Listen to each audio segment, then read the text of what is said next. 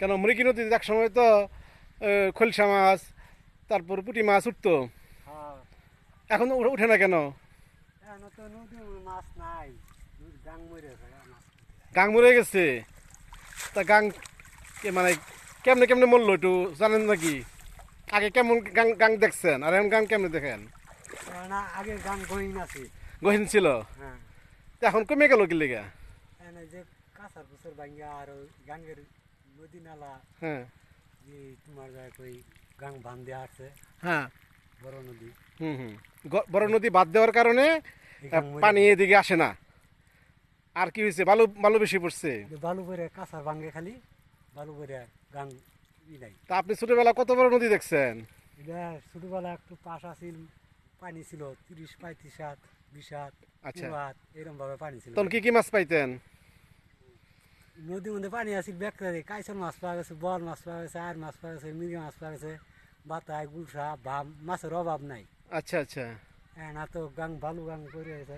মানে আগে এই মাছ ধরেই জীবন জীবিকা চালানো যাইতো আর কি। হ্যাঁ, তখন জেলেও বেশি ছিল। জেলেও বেশি ছিল। এখন আর জেলে সম্প্রদায় নাই। নাই, আঙ্কা মাছ কিনে বিক্রি করা হয়। ও, কিনে বিক্রি, কিন্তু নদীর থেকে আর মৃগী নদী থেকে আর হয় না। না। আচ্ছা, আজকে কি কি মাছ ধরলেন? আজকে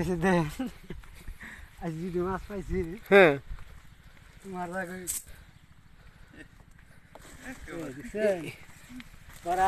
দেখুন যে সারাদিনে এই কৃষক চাচা এই মৃগী নদী, আমাদের এই ব্রহ্মপুত্রের একটি শাখা এই মৃগী নদী, যে সময় এক সময় খুব প্রতাপশালী একটি নদী ছিল, অর্থাৎ শেরপুরের বাণিজ্য মূলত এই মৃগী নদী দিয়েই থানাঘাটে এটা থামতো।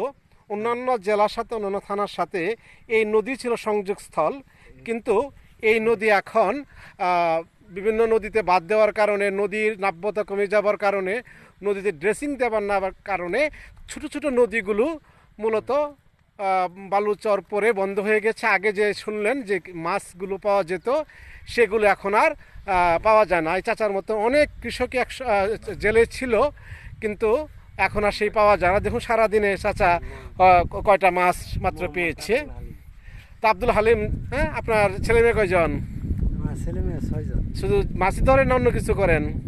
আমার ছেলে 2টাই রং মিস্ত্রি কাজ করে। ও, আর আপনি মাছই ধরেন?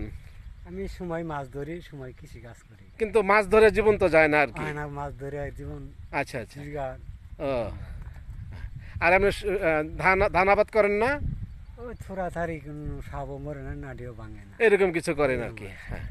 তো সুপ্রিয় দর্শক, আপনারা দেখলেন যে এই মৃগী নদীর পাড়ে বেড়ে ওঠা মানুষগুলো, যারা একসময় নদীর উপর জীবন জীবিকা নির্ভর করত, নদী যারা আয়ের উৎস ছিল, সেই উৎসস্থলটা বিভিন্ন কারণেই ব্যাহত হয়ে গেছে, যার জন্য নদী ভাঙন এলাকা, নদীতে এই অঞ্চল মানুষগুলো শহর অঞ্চলে গিয়ে আশ্রয় নিয়েছে। যদি আমরা গ্রাম বাংলায়, গ্রামীণ প্রেক্ষাপটের মানুষগুলো আয়ের উৎসস্থল নির্মাণ করতে না পারি, আমাদের রাজধানী কেন্দ্রিক মানুষের চাপ পড়বে। আর ঢাকা বাংলাদেশ নয়, বাংলাদেশ সমগ্র বাংলাদেশ নিয়েই, 68,000 গ্রাম বাংলা নিয়েই বাংলাদেশ।